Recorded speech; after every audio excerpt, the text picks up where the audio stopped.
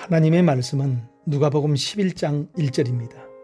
예수께서 한 곳에서 기도하시고 마치심에 제자 중 하나가 여짜오되 주여 요한이 자기 제자들에게 기도를 가르친 것 같이 우리에게도 가르쳐 주옵소서. 미국에 이민을 온 일본 사람이 전도를 받아 한 교회에 나가게 되었다고 합니다. 예배를 드리는데 처음 드리는 예배가 모든 것이 다 신기롭기만 합니다. 설교를 마친 목사님께서 이제 다 같이 소리를 내어서 기도를 하시겠습니다 하는 것입니다. 그러자 사람들이 기도를 소리를 내어서 합니다. 일본 사람은 교회에서 기도하는 것이 처음인지라 어떻게 해야 할까 하다가 남들이 하는 것을 보고 그대로 하면 되겠다 하여서 자기 오른편에 있는 미국 사람이 기도하는 것을 보았습니다. 이 미국 사람은 눈을 뜨고 하늘을 바라보면서 소리를 내어서 기도를 합니다. 기도는 두 눈을 뜨고 하는구나 하는데 옆에 한국 사람이 있습니다. 열정적으로 기도합니다. 그래서 한국 사람의 기도하는 것도 참조를 해야겠다 싶어서 바라보니까 이 한국 사람은 두 눈을 질끈 감고 두 주먹을 쥐고서 소리를 내어서 기도를 합니다. 소리를 내어서 기도하는 것은 동일한데 한 사람은 눈을 뜨고 한 사람은 눈을 감고 기도를 합니다. 이 일본 사람이 어떻게 할까 고민을 하다가 이렇게 했답니다.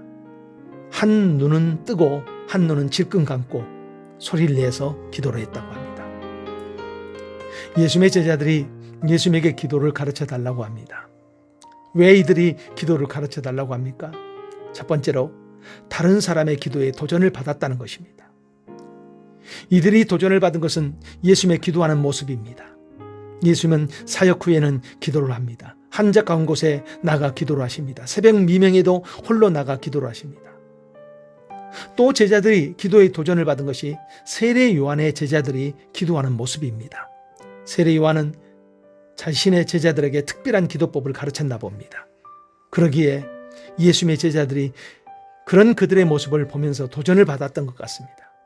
그래요. 우리 주변에 기도 생활을 잘하는 사람이 있을 때 우리는 기도의 도전을 받게 됩니다. 우리 주변에 기도를 열심히 하는 그런 사람이 보여진다면 기뻐하고 감사해야 할 일입니다. 그런 기도의 사람 때문에 우리의 마음에 기도의 동기부여 도전이 될 수가 있다는 것입니다.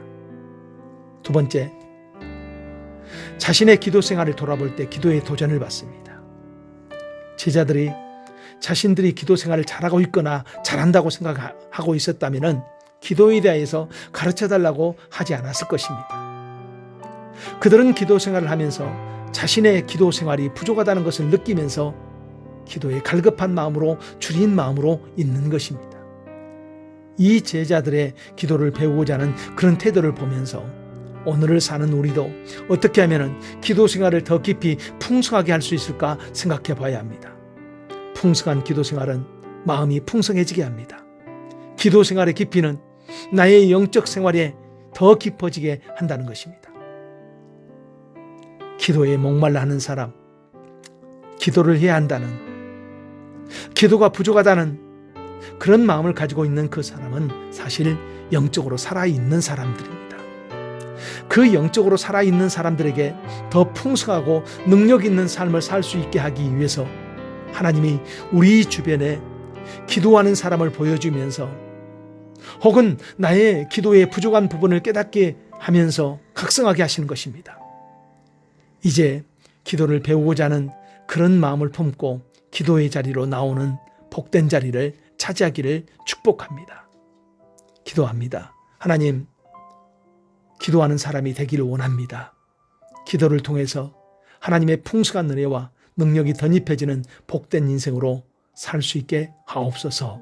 예수님 이름으로 기도합니다. 아멘.